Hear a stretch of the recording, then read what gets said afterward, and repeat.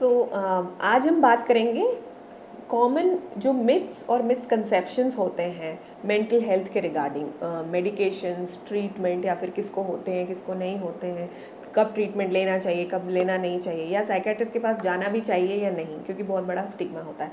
So let us address these myths and misconceptions in this video.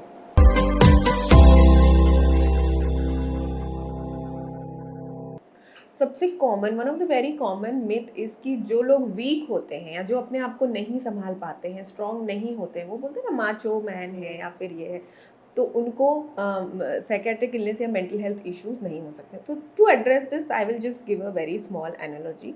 अगर कोई खली है या बॉडी बिल्डर है, अगर उसको मच्छर काटेगा तो अगर वो मलेरिया वाला मच्छर हुआ तो उसको भी मलेरिया होगा. सिमिलरली जो मेंटल हेल्थ इश्यूज है, it has got nothing with being weak or strong. Mental health illness जो होती है, जो डिजॉर्डर्स होते हैं, उसका कॉज होता है कि biological there is some problem with the neurotransmission. जो हमारे ब्रेन में केमिकल्स होते हैं, जो ट्रांसमिटर्स होते हैं और जो हॉर्मोन्स होते हैं, उसमें इम्बैलेंस होता है, जिसकी वजह से मेंटल हेल्थ इलनेस या डिजॉर्डर्स होते हैं. सो वीक और स्ट्रॉन्ग ऐसा कुछ भी नहीं है. In fact mental health disorder can affect anyone. कोई अगर कार्डियोलॉजिस्ट है तो क्या उसको हार्ट अटैक नहीं आ सकता? If a person is ophthalmologist तो क्या उनको कैटरैक्ट नहीं हो सकता? So in fact mental health expert also they can also have ups and downs of emotion. So it can affect any one. ये जैसे कि फिजिकल हेल्थ प्रॉब्लम्स होते हैं वो किसी को भी अफेक्ट कर सकते हैं, वैसे ही मेंटल हेल्थ इश्यूज जो होते हैं it can affect any irrespective of age, gender, caste, religion और socio economic status. So another common myth ये होती है कि किसको थेरेपी के लिए या मेडिकेशंस के लिए साइकेट्रिस्ट के पास कब जाना चाहिए. Okay, so simply to answer this, therapy is for everyone. Like we have got family physicians for all our concerns, like बुखार हुआ, nausea, vomiting, anything. So ऐसे ही जो थेरेपी होता है, we all have life stressors ongoing है ना. बचपन से ही या तो academic stress हुआ, relationship stress हुआ, financial stress and lot of other stress. कभी परफॉर्मेंस एंजाइटी हो सकती है, बहुत सारी स्ट्रेस होते हैं. तो हर स्टेज पे हम बहुत सारे स्ट्रेसर्स के थ्रू जाते हैं और बहुत सी बार ऐसा होता है कि हम उसको अच्छी तरीके से हैंडल नहीं कर पाते हैं ना. हो सकता है अगर आपको एकेडमिक स्ट्रेस हो रहा है, आपकी कोई एग्ज़ाम आप अच्छे से परफॉर्म नहीं कर पाए हो, या रिलेशनशिप स्ट्रेस हो रहा है, तो आपने अगर उसको एड्रेस नहीं किया, वो क्रॉनिक स्ट्रेस बन गया, आप एनजाइटी या डिप्रेशन में चले गए, आपको पैनिक अटैक आ रहा है. सो जो थेरेपी होती it helps not only to address the mental health issues but also the day to day life stress जो कि आपकी functioning को affect कर रहे हैं. So it teaches us to build healthier and more adaptive coping strategies कि हम stress को कैसे अच्छी तरीके से manage कर सकते हैं, अपनी personality को कैसे develop कर सकते हैं कि हमारी life में कोई भी अगर adverse event आता है तो हम उसको कैसे handle करेंगे, right? Resilience कैसे develop करेंगे कि हमें कोई भी प्रॉब्लम आए तो हम उसे अच्छे से हैंडल कर सकें. और it is just like a skill, या फिर हम कोई भी चीज़ सीखते हैं, वैसे ही हमारी मेंटल हेल्थ के लिए हम अगर हेल्थियर स्ट्रैटेजीज़ थेरेपी के through, cognitive behaviour therapy, other therapies जो भी हम लेते हैं, कुछ थेरेपीज़ होती है पर्टिकुलर डिजॉर्डर्स के लिए होती है. सो अगर हम ये थेरेपीज़ लेते हैं, so we are able to adapt to the situation, to the condition in a better way. So it not only helps to treat the condition but also helps to manage day to day stress, and basically it enables you to deal with any stress which could come in fact later on as well. Again एक myth होती है कि mental health issues जिसको होते हैं या फिर psychologically इल जो पेशेंट्स होते हैं वो बहुत ही वायलेंट होते हैं, एग्रेसिव होते हैं. तो I want to ask you one question, आपने कितने लोग देखे हैं ऐसे वायलेंट या अग्रेसिव? जो मूवीज़ में दिखाते हैं ऑफकोर्स वो बहुत ही सिवियर और एक्सट्रीम केसेस होते हैं जिन्हें हमें एडमिशन या फिर इन पेशेंट ट्रीटमेंट की ज़रूरत होती है. मोस्ट मैक्सिमम जो डिजॉर्डर्स होते हैं 70-80% कॉमन मेंटल हेल्थ इश्यूज़ होते हैं, कॉमन मेंटल हेल्थ डिजॉर्डर्स होते हैं, जैसे कि एनजाइटी हुआ, डिप्रेशन हुआ, ओसीडी, पैनिक अटैक्स, फोबियाज. तो ये बहुत ही सिंपल इलनेसेस होती हैं और इसमें पेशेंट जो होते हैं वो वायलेंट नहीं होते हैं, और जो वायलेंट होते भी हैं वो जो हार्मफुल अगर होते हैं, रिस्क पोज करते हैं किसी को, तो वो बहुत ही एक्सट्रीम सिवियर इंटेंसिटी जो उनकी इलनेस की होती है, वो भी जो मेजर मेंटल हेल्थ इश्यूज है लाइक बाइपोलर डिसऑर्डर और स्किज़ोफ्रेनिया का अगर साइकोटिक एपिसोड आया है तो उसमें होता है, और वो बहुत ही रेयर होते हैं कि वहाँ तक पहुँच जाए। So only 1% of the population होती है जिनमें ये इलनेसेस होती हैं और उन्हें फिर इन पेशेंट की ज़रूरत होती है। But 70 to 80% of the disorders जो होते हैं वो कॉमन होते हैं, anybody can have them and they are not violent, they are harmless as just as you and me. ये जो मिथ होती है ना कि मेंटल हेल्थ इश्यूज जिसको भी होते हैं या फिर किसी को डिसऑर्डर हुआ तो they should just get out of it ना, बस चुटकी बजाओ स्नैप आउट ऑफ इट, तो ऐसा नहीं होता है। कुछ कंडीशंस ऐसी होती हैं जो कि सर्कमस्टेंशियल स्ट्रेस होता है या सिचुएशन रिलेटेड स्ट्रेस होता है। आपके सामने कुछ एग्ज़ाम आ रही है, आपको कुछ इंटरव्यू देना है, या फिर आपकी फैमिली में कुछ स्ट्रेस चल रहा है, राइट, फाइनेंशियल प्रॉब्लम्स है, तो ये जब तक स्ट्रेस रहता है तब तक आप उस स्ट्रेस में रहते हो और आपको कुछ ना कुछ साइकोलॉजिकल या इमोशनल हेल्थ प्रॉब्लम्स महसूस होती है। बट ऐसा नहीं है कि आप एकदम से इससे बाहर निकल आ सकते हो। ये अगर लंबे समय तक रहेगा तो फिर ये इलनेस में कन्वर्ट हो जाता है, डिप्रेशन या फिर एंजाइटी। और जब तक ये कुछ सप्ताह तक, कुछ दिनों तक, एटलीस्ट 2 वीक्स फॉर डिप्रेशन उसमें इंसान को होना चाहिए, वो खुद से बाहर अगर नहीं निकल के आ पाते हैं तभी हम उसको डिप्रेशन लेबल कर सकते हैं। अगर अपने आप से ही सब ठीक हो जाते तो there was no need for people to have got themselves diagnosed as clinical depression और एंजाइटी। सो ये अपने आप से ठीक होने वाली प्रॉब्लम्स नहीं है। जो अपने आप से ठीक हो जाती हैं वो circumstantial day to day life के स्ट्रेस होते हैं। हमें इसके लिए मेडिकेशंस या थेरेपी की ज़रूरत पड़ती है अगर खुद से बाहर निकल के नहीं आ पा रहे हैं। और ये खुद से बाहर निकलने वाली प्रॉब्लम इसलिए भी नहीं है क्योंकि इट इज़ नॉट लाइक ये बिकॉज हमारे ब्रेन की प्रॉब्लम है, neuro transmission, neurochemicals, neuro hormones की प्रॉब्लम है। इसका इम्बैलेंस जब तक करेक्ट नहीं होता है तब तक ये प्रॉब्लम्स ठीक नहीं होती हैं। सो जो कॉज होता है मेंटल इलनेस का वो होता है बायोलॉजिकल, साइकोलॉजिकल एंड सोशल। तो इन तीनों का जब इंटरप्ले होता है तभी इलनेस आती है। और जब ये तीनों फैक्टर्स कहीं ना कहीं बैलेंस हो जाते हैं, ठीक हो जाते हैं, तो इंसान इस इलनेस से बाहर निकल के आ सकता है। लेकिन अगर कोई सैड बैठा हुआ है, किसी को डिप्रेशन है, आप उसको बोलेंगे आप इसमें से बाहर निकल के आइए, क्या है थोड़ा घूम के आइए, तो ऐसा पॉसिबल नहीं हो पाता है। हमें ऐसे लोगों की मदद करनी चाहिए, सपोर्ट करनी चाहिए, उनको हेल्प दिलानी चाहिए सो दैट हम जो ब्रेन में प्रॉब्लम हुई है उसको करेक्ट कर सकें और इससे पेशेंट को बाहर निकाल के ला सकें। सो कॉमनली लोग एडवाइस करते हैं जिसको डिप्रेशन होता है, आसपास के रिलेटिव्स या उनके सर्कल में जो लोग होते हैं वो उनको बोलते हैं आप थिंक पॉजिटिव, पॉजिटिव सोचो तो आप इससे जल्दी से जल्दी बाहर निकल आ सकते हो। अगर ये इतना ही ईजी होता तो वो पर्सन अपने आप ही निकल के आ जाता, right. that person is not able to think positive. It is not that he doesn't want to think positive, ठीक है, उनको नेगेटिव विचार या थॉट्स आ रहे हैं, that is why he has got this clinical diagnosis of major depressive disorder. इसको एक एग्जाम्पल के साथ समझते हैं कि अगर किसी को फ्रैक्चर हुआ तो क्या आप उसको बोलोगे कि आप बाइक चलाओ? वो बाइक नहीं चला पा रहा है, there is a difference, because वो पॉजिटिव नहीं सोच पा रहा है इसलिए वो डिप्रेशन में है।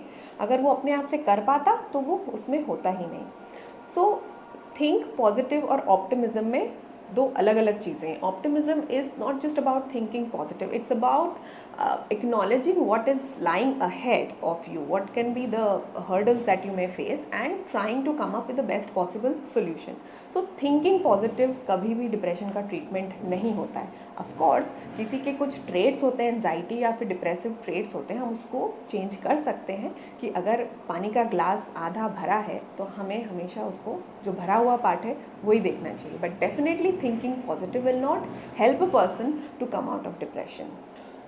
लोग साइकेट्रिक मेडिकेशन से डरते हैं और ऐसा क्यों? उनको सबसे पहला डाउट आता है कि हम इसके एडिक्ट तो नहीं हो जाएंगे। ओके, सो इसको भी एक एग्जांपल से समझते हैं। अगर किसी को ट्यूबरकुलोसिस होता है तो उसका ट्रीटमेंट 6 महीने तक चलता है ना। अगर किसी को डायबिटीज़ या फिर हाइपरटेंशन होता है तो उसका ट्रीटमेंट लाइफ लॉन्ग चलता है, राइट। किसी को थायराइड होता है तो वो भी लंबे समय तक लेना पड़ता है।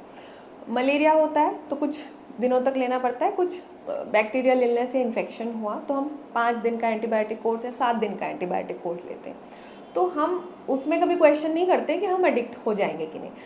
प्रॉब्लम ये होती है समझने के लिए, क्योंकि जो मेंटल हेल्थ इश्यूज होते हैं वो आते भी नहीं है ऐसे 2-4 दिन में आ गए, क्योंकि वो रहते लंबे समय तक हैं, तो उसको जो न्यूरोकेमिकल इम्बैलेंस हुआ है उसको करेक्ट करने में लंबा समय लगता है। इसीलिए जो इसका ट्रीटमेंट का जो ड्यूरेशन होता है वो थोड़ा लंबा चलता है, a couple of months two years, depending on कि इलनेस क्या है और उसकी सिवियरिटी क्या है। अगर हम ट्रीटमेंट जल्दी बंद कर देते हैं, राइट, तो होता क्या है कि वापस से सिम्टम्स रिकर हो जाते हैं। साइकेट्रिक इलनेसेस में, कोई भी मेंटल हेल्थ डिसऑर्डर का जब ट्रीटमेंट होता है तो मेडिकेशंस और थेरेपी 2 पार्ट होते हैं। सो मेडिकेशंस हम कितने समय तक देते हैं उसका फेज़ होता है। एक्यूट फेज़ होता है जिसमें कि जो सिम्टम्स आ रहे हैं, टारगेट सिम्टम्स, उसको कंट्रोल कर देते हैं। सेकेंड होता है मेंटेनेंस, तो जो सिम्टम्स है वो ना आए आगे, उसके लिए भी ट्रीटमेंट लेना पड़ता है। सो टू प्रिवेंट द रिलैप्स और रिकरेंस, उसके लिए भी हमें लंबे समय तक मेडिकेशंस लेनी पड़ती है। बहुत सी बार पेशेंट्स आते हैं, ट्रीटमेंट स्टार्ट कर दे, मिठाई की तरह खाते हैं और बंद कर देते हैं, and then the symptoms come back. So वैसा करने से क्या होता है, आपके रिपीटेड एपिसोड्स हो जाते हैं और इलनेस सिवियर होती जाती है हर बार, और इंटेंसिटी भी उसकी बढ़ती जाती है। तो जो जिस चीज़ का इम्बैलेंस हुआ है उसको करेक्ट करने के लिए जितना समय लगता है उतना हमें लेना पड़ता है। एक और क्वेश्चन लोग पूछते हैं कि अगर हम बंद करते हैं तो हमें सर में चक्कर आते हैं या फिर हमें बहुत अनईजी या डिस्कम्फर्ट महसूस होता है, तो हम तो इसके एडिक्ट हो गए। सो ये भी एक मिसकंसेप्शन और मिथ है। What you are experiencing is basically a withdrawal of that medication, जो कि अगर चाय आप डेली पीते हो, आप चाय नहीं पियोगे तो आपको वो भी विड्रॉल होगा, राइट। अगर आप शुगर एक दिन नहीं लोगे तो आपको उसका भी विड्रॉल होगा।